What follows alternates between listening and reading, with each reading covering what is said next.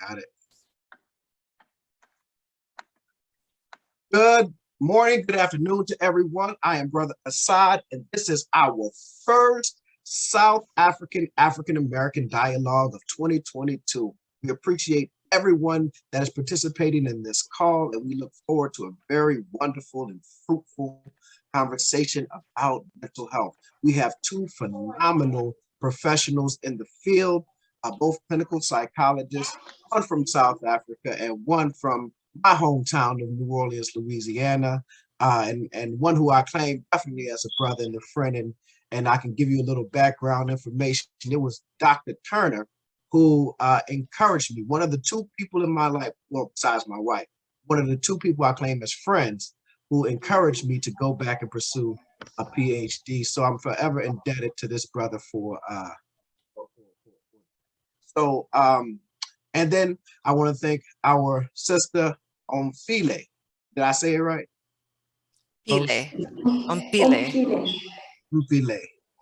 For being so willing to participate in this. I kind of reached out cold call. Someone gave me her information.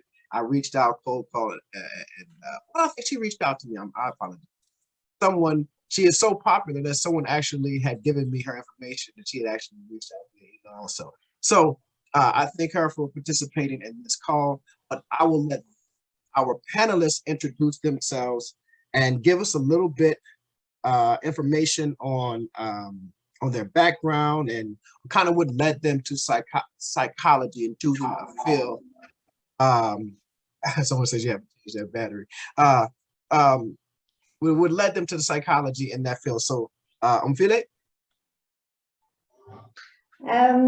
Thank you, Asad, and good afternoon. In my side of the world is the afternoon, so good afternoon to everyone. Good morning to those that are in the other side of the world.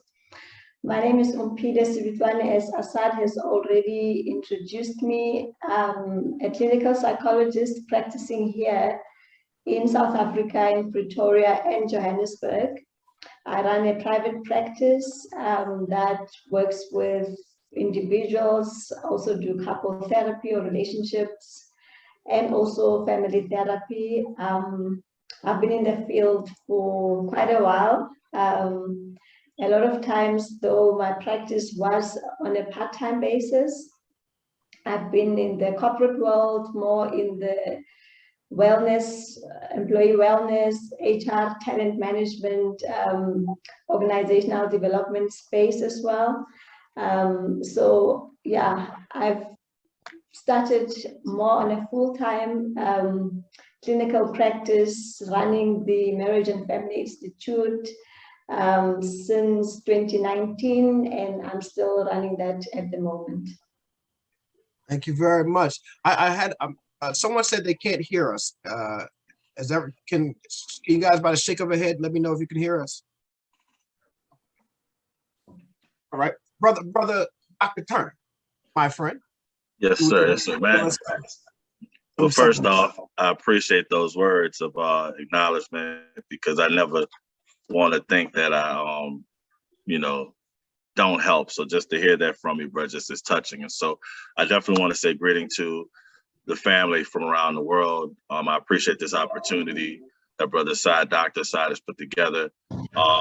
In a brief kind of story, I came to psychology.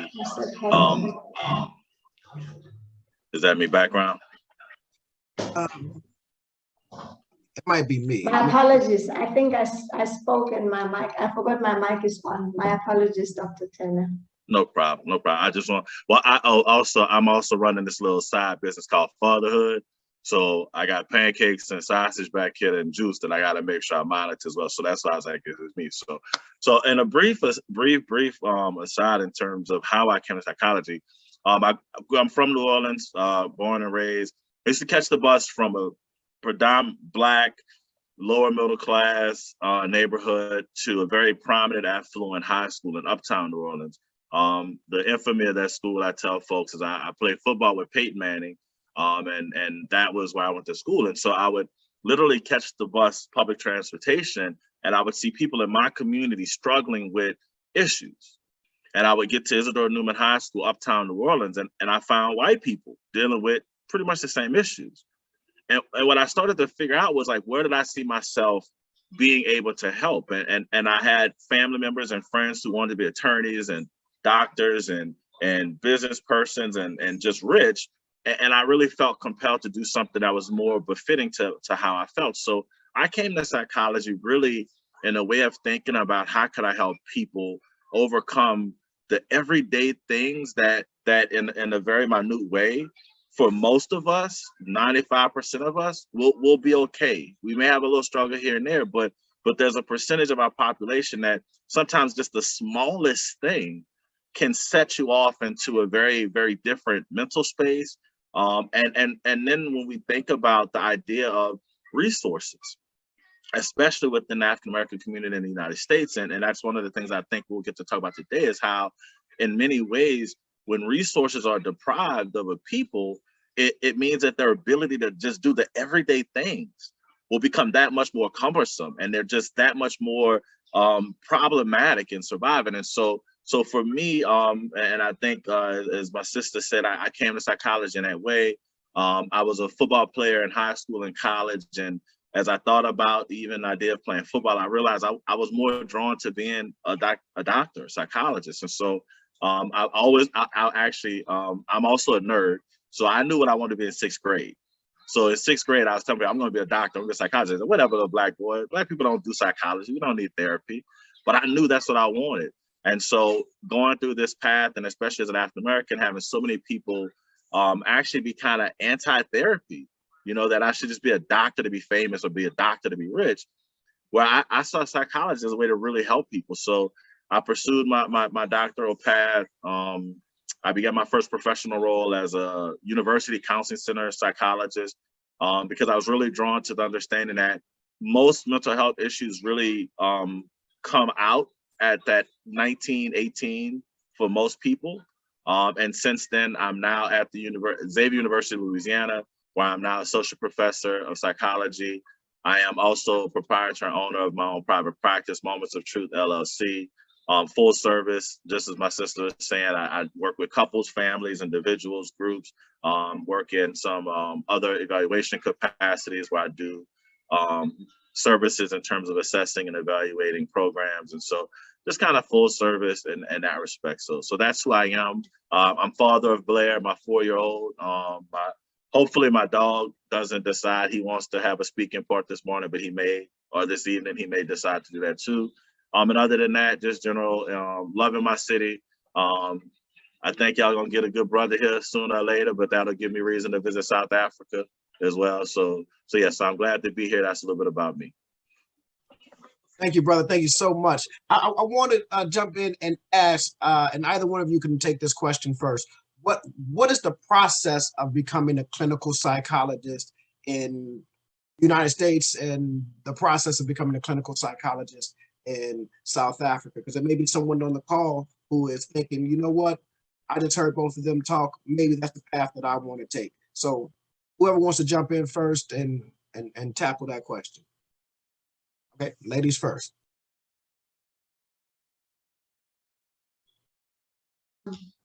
All right.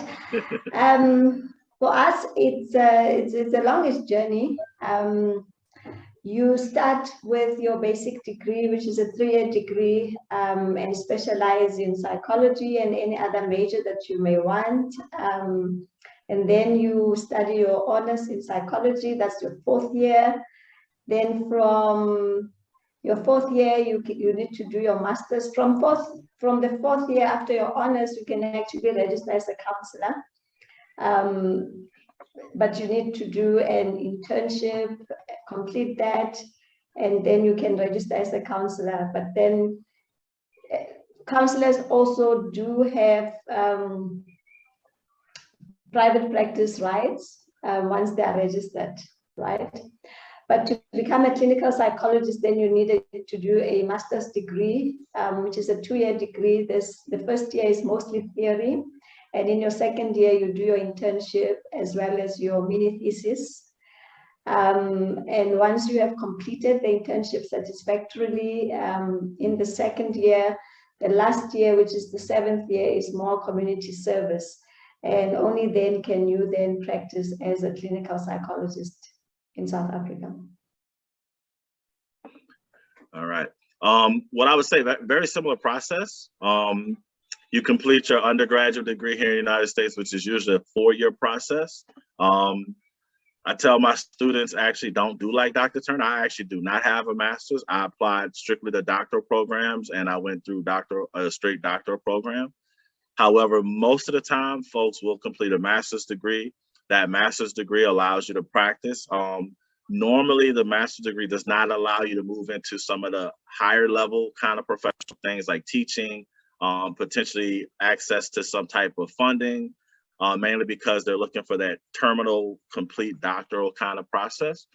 Also within the United States, I know we have the PsyD, which is a psychology doctorate. You have the PhD, which is a philosophical doctorate. Also within some of our territories and states, persons who are completing their work as a school psychologist, which those individuals are really doing the work to work within school systems only per se. They are actually allowed to actually also register as a clinical psychologist.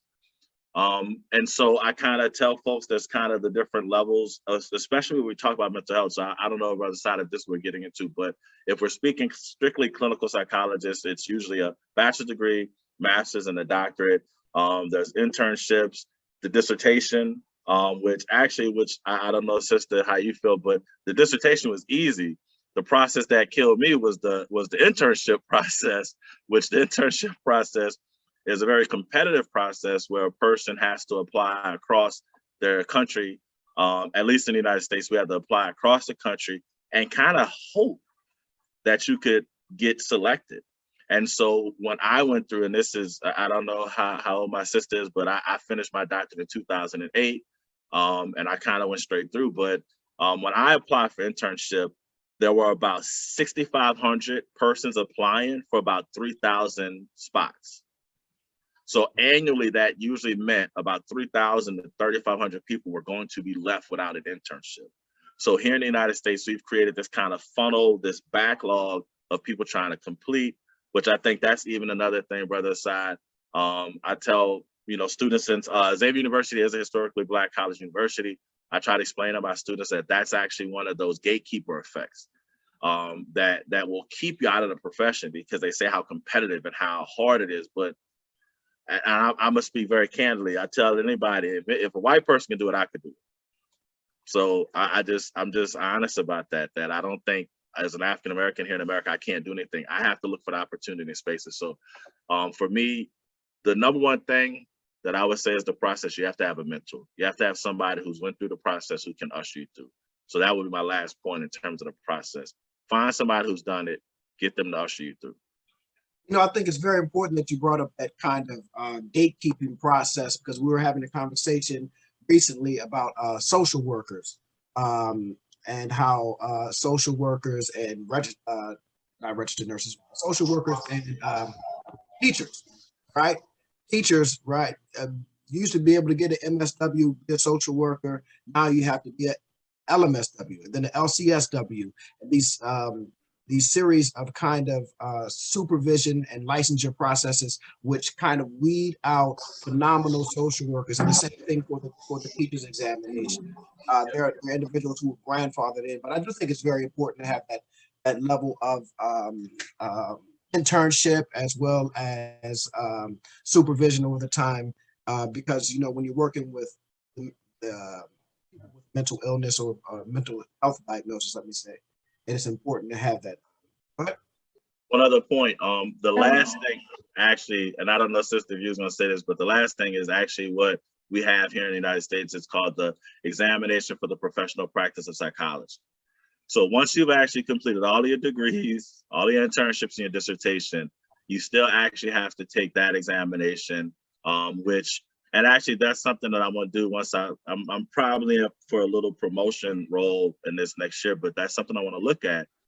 What I found here in the United States is that in a very anecdotal way, persons who are African-American and poor white people have had to take that exam multiple of times to pass it. Whereas what I found is that normally European Americans who attend some of the larger predominantly white institutions, they pass it on the first try. So when we talk about, once again, some of those cultural barriers and some of those gatekeeper processes, that's one of the ones I keep trying to figure out. Why is it that people can complete the degree, complete the dissertation, complete the internship, but when we get to that one test? And that's another thing I thought about that when you brought up the different designation for LCSW and MSW and the teacher certifications. That last piece, that licensure, actually is the thing that if you don't pass that, then you wasted your time. Because that's the one thing that you actually have to have the practice. That's what insurance companies are going to look at. That's what jobs are going to look at, and that licensure. So, and I'll tell my story just quickly. I took it 3 times. The third time I passed, but the first 2 times I failed by very small margins, and I had to take a very expensive testing class over a 4-day period so that I could actually focus. And that's actually what they said. They said that they found that in their data, there were certain people who just, it took them a little bit longer to pass it. So that is the last thing, sister. If you can share what's the licensure process, I would love to know as well. Yes, I forgot to mention that, yes, once you have completed all your degrees, the internships that happen under supervision as well as ComServe, there is the board exam that you write with the psychology board, which is the body that registered psychologists with the Health Science Professions Council of South Africa. And it's usually not a very difficult board exam that you write. I haven't had a lot of people complain about the challenges thereof. With us, the challenge is getting into the master's program, because most of the universities have limited space for students. So you could have a whole lot of, at honors level, there's no censorship at all, there's no selection process, as long as you have met the requirements, which usually would be about 65% or above in some of the universities. So once you've been able to get a junior degree with that percentage, you can go into the honors program. But once you finish the master's program, the honors program, getting onto the master's program is a challenge. Most universities would take between 10 and very maximum. I don't know of any universities that take about 20 students at a time. So I think roughly on average, I can say universities would take about 15 master students on average at a time. So there's high competition getting into the master's program. And there you need high marks, you need a lot of emotional intelligence. Usually you go through about a 3-day selection process where you will be doing different types of exercises, group work, individual exercises, being observed by different clinicians, to observing whatever that they're observing, but mostly looking at your personal, emotional stability to go into the profession. That seems to be one of the key things that they look at. Given your background, it's not so much your background. In fact, what they're looking for is whether you've had some kind of difficult situations or traumas that you have personally overcome. And that kind of then gives them some kind of indication about your ability to handle certain stressors, ability to then be able to pass on to others and be able to help fellow beings in the different challenges that they face. Okay, we have a quick question, and then we're going to move on to some stuff that you guys both kind of touched on. But Sandili asked, quick question to Omphile. When it comes to students who do clinical psychology in the, oh, I'm sorry, I skipped to a whole nother person. I apologize. When it comes to doing your master's degree, does HPCSA recognize master's degrees from all universities in order for one to register with them? As long as the universities are registered with the higher education board, like universities are registered. We do have private colleges like your Damlin and other private colleges. if they are registered and their programs are well recognized, then the HPCSA will accept that. But I do know that some of them, their programs are not accepted by the HPCSA. So if you are studying with one of the private colleges, it's very important that you make sure that the higher education board has actually recognized their program, and that you can actually be registered with that. But all the other state, traditional state universities, their programs are accepted, yes.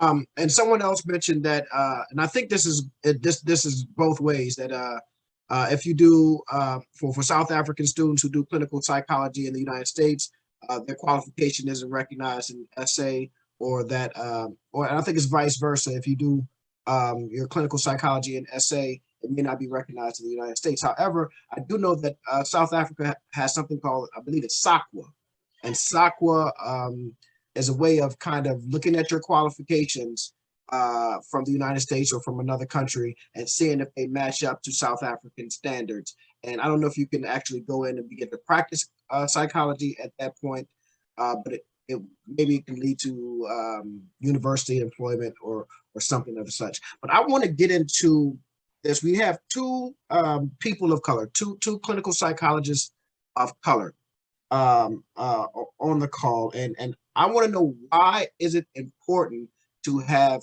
people of color in the mental health field? And then I also have a follow-up question, but Brother Brian, you want to take that? Why is it important to have, and then we'll come back to the sister, why is it important to have people of color in the mental health field? So actually, I'll be very direct. It's much like I teach my students when I teach research methods. It matters who's doing the work. I think you got a little low on me. I don't know what happened. Hello. I can hear you. I think we'll be all right. All right. When I talk to my students in research methods, I tell them it matters who's doing the work. So if you're going to do a project, if you're going to do any type of work, if the person is doing the work don't have, honestly, the lived experience, if they don't have the pedagogical experience, and if they don't have the training. And so when it comes to the mental health space, we have to have persons who have lived as African Americans, who have lived as people of color, have lived as Africans, have lived as South Africans, who understand from a granular perspective what may impact the person's mental health, right? And so when we think about what goes on in the mental health space, I remember I had I'll use this story and I'll be done. I had a colleague who wanted me to do a consultation on his practice. White guy I met, he was very cool, very open and diverse. Walk into his practice, Dr. Turner, I'm suited and booted, bow tie and all that, looking fly. Good morning, how you doing? I need to see Dr. So-and-so. Young lady never looked up, told me have a seat. About 15 minutes passed by, I go to stand up. I say, excuse me, I need to see Dr. So-and-so. I'm gonna let him know. I said, well, it's been 15 minutes and I'm Dr. Turner and I'm here and I'm getting paid, so you're wasting my time. Her face cracked, young white lady, her face cracked because she didn't expect me to be Dr. Turner. When the person came out, we talked, I said, well, the first problem you have is your whole staff is young white women, all under 30, very perky, attractive, right? Not very aware of the situation. I told him then, I said, your office is all white. The walls are white, the floors are white, the music is white, the books are white, the magazines are white. And he wanted to know why he couldn't get Black people, why he couldn't get Latino people to come in. He could get them in for that one consult, that one visit. I said, so even me, Dr. Brian Turner, walking into your office, you're paying me to be here. Your staff didn't even think to recognize. I said, I'm the only person you had on schedule for this morning. And so what I tried to explain when I say that is that we as persons of color have to be willing to walk into this space, not because God made you do it or whatever, but because when it comes down to it, it matters who's across that table to do this work. And so for me, like I said, when I was a little boy growing up and I would see my people in my neighborhood struggling and fighting and trying to survive every day. And what I find now is and I'll say this too, to this point, I don't do any marketing or advertising for my private practice. And I'm usually full because it's just strictly word of mouth. I've become known as someone that if you want a culturally competent person to address mental health issues, I'm a part of that network. And so to me, that's why it's important, because you have to have people who have both the lived experience, the pedagogical experience, but ultimately the granular understanding of what is going on that impacts people in this space. Sister Omphile?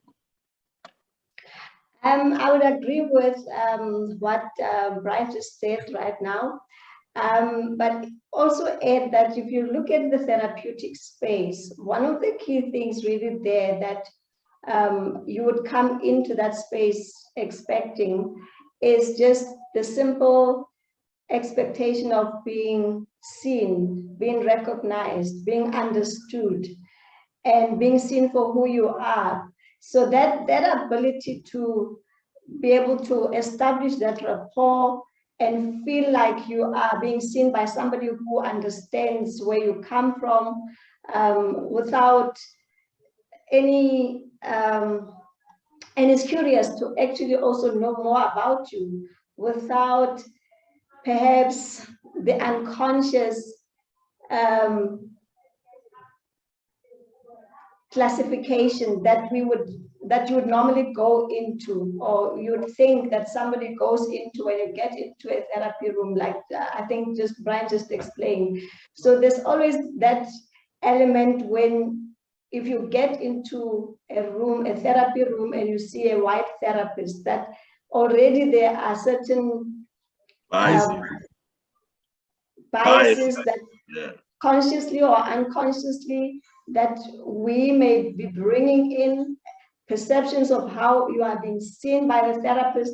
So already when you can go into a therapy room with somebody that looks like you, that in your understanding has had that experience that Brian is talking about, that you can that can relate to your own experiences, it makes rapport and connection much more easier, and it just helps the therapeutic process also to unfold in a much more easier way.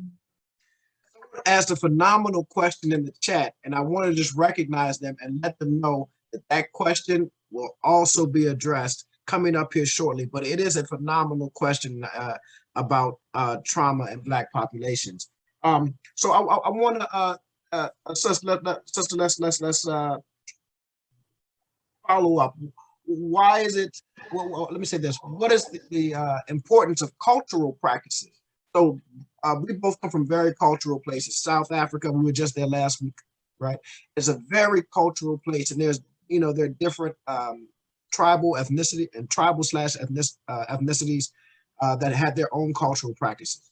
We come, Dr. Turner and I, come from a very cultural place. New Orleans is unlike any other place in the United States, and that's not shade. It is just because of our history, right? And then so that creates a different type of African American in New Orleans, right? Because of our different histories.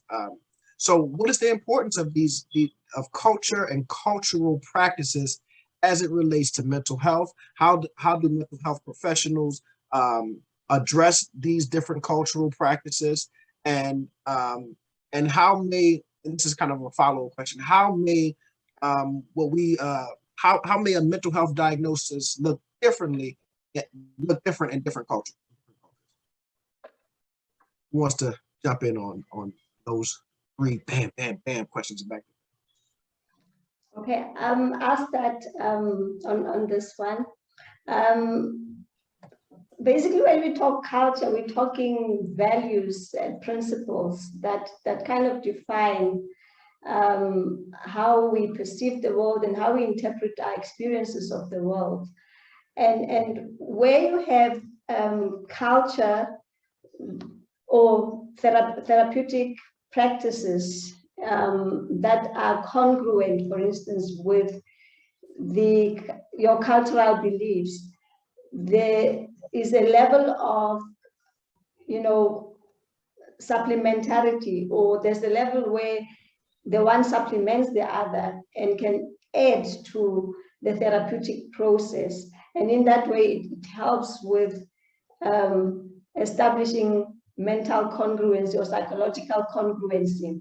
But where your cultural practices are not recognized, for example, and perhaps what you believe and how you interpret what is happening to you, perhaps as a mentally ill person or somebody whose mental health is affected, that can add more to incongruency that creates more stress and psychological stress for the person.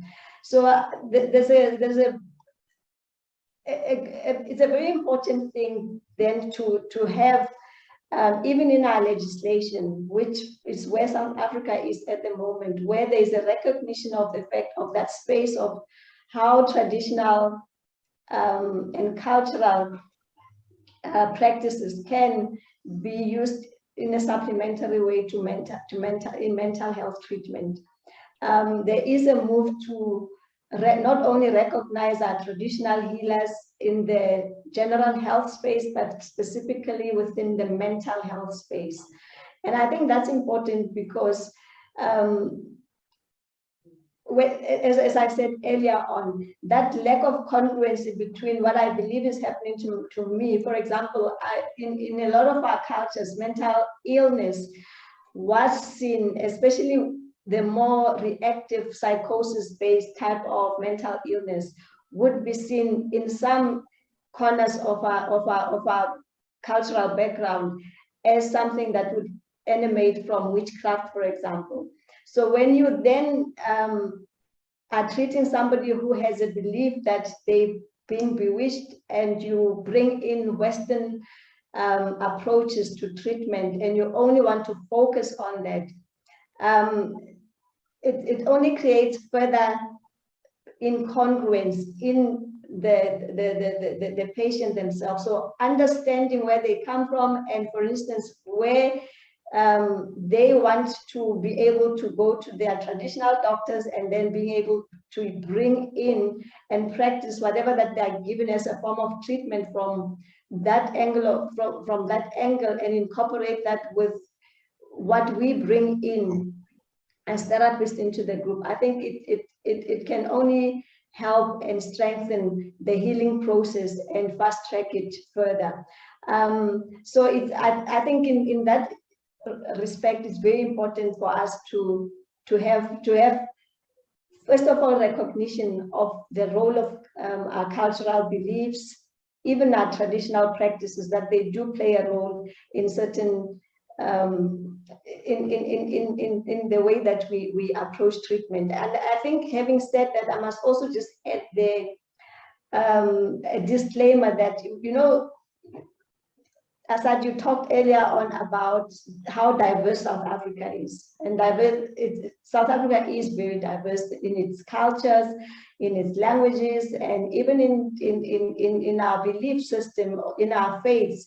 So we do have people that are very much traditionally rooted, and where mental health treatment will incorporate such. There are other people who would be more on the Christian side of things, where, for instance, mental health might be looked, or mental illness might be looked or interpreted differently. And I think our work as therapists is to make sure that we you know, that unconditional rapport, unconditional acceptance that we come with into the therapy room, to be able to work within the framework that a person brings in. If you are from the Christian point of view and you believe there's a level of possession or demon possession that needs some kind of deliverance, being able to accommodate that within the therapeutic space. So the onus really is on us as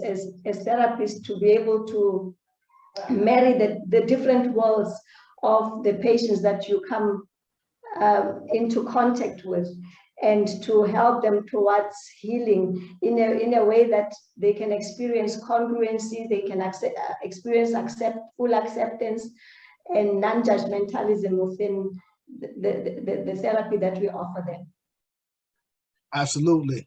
I have a brief point. I mean, I love the synergy. What I would add to that is culture and cultural practices play a role in mental health because of, or treatment specifically, because of the intimate nature of what therapy is. We're asking people to, in essence, be at their most vulnerable, the rawest and most unprotected space.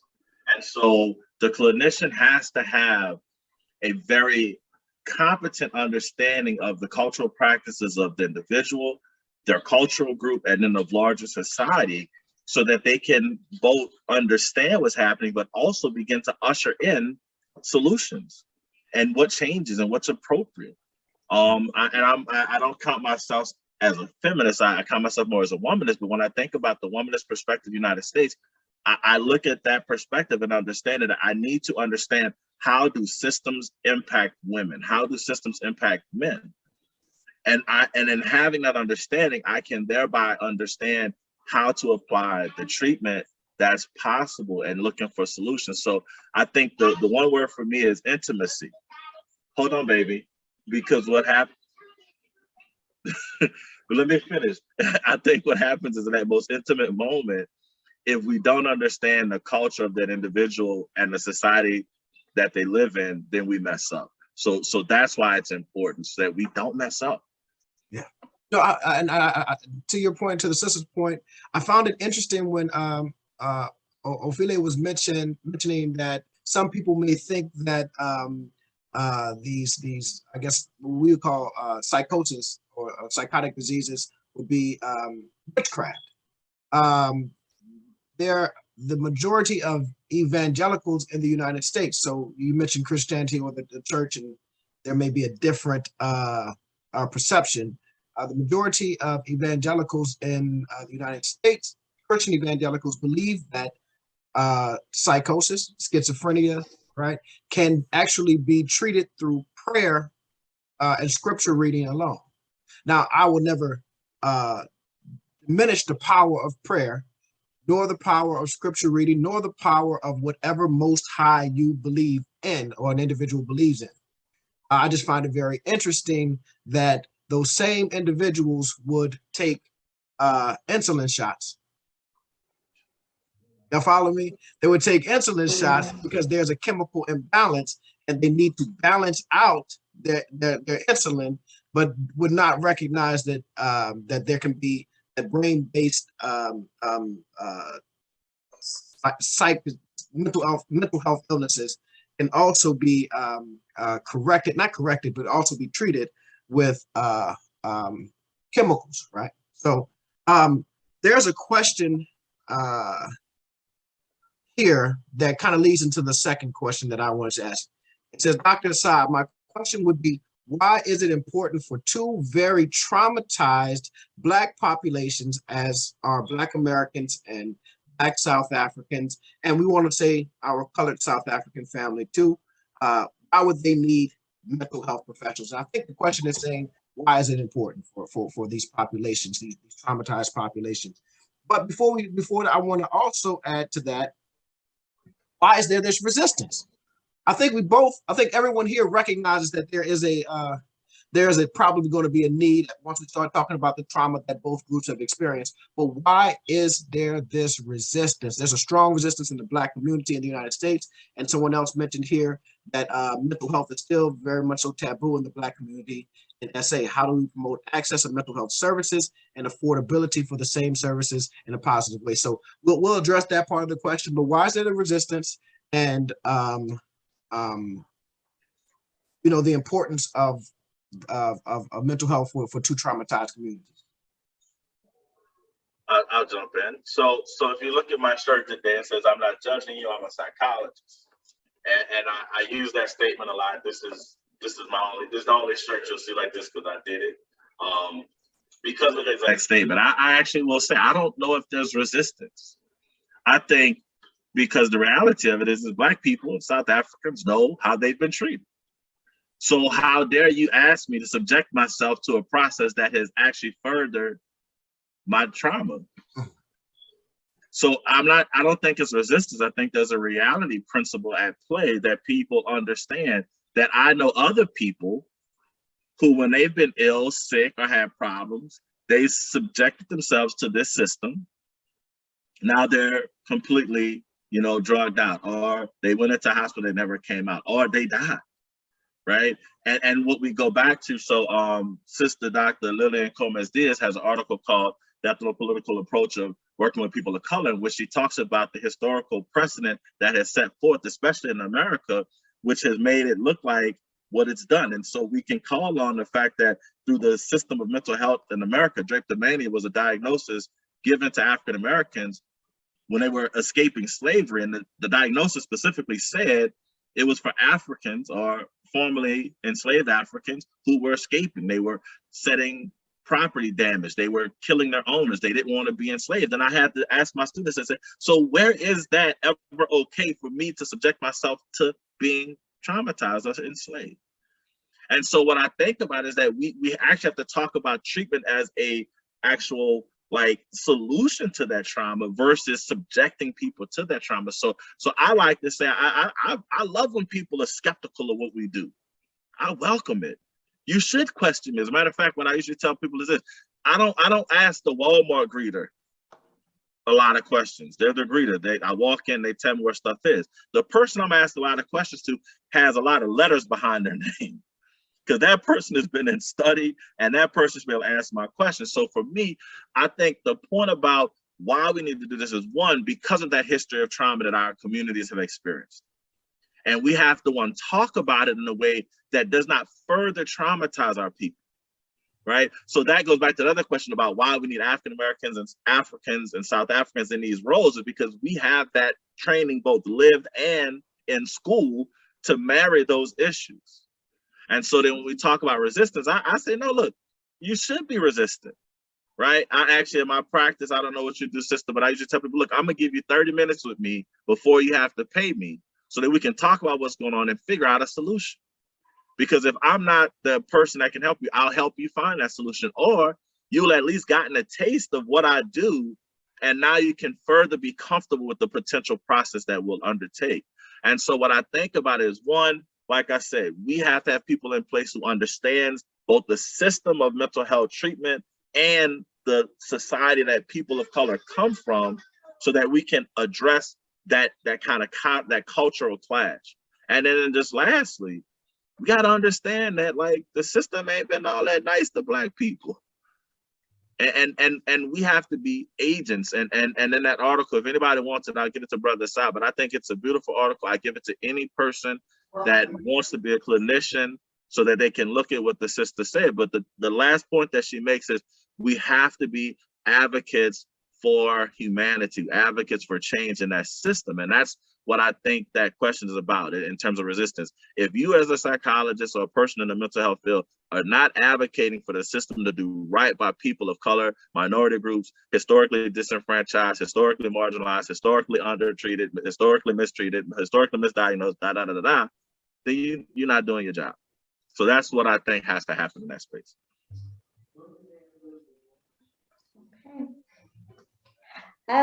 Just to add to that, I think,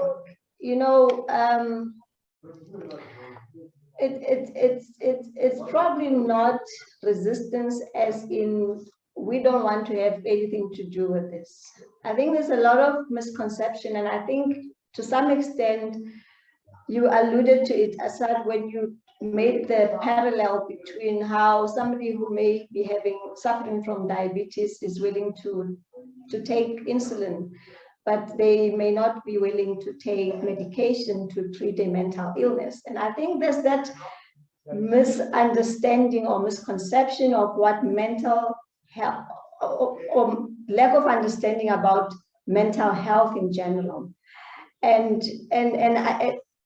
that maybe being put across as just as we can make the same parallel with physical illness, we can also make it with mental illness.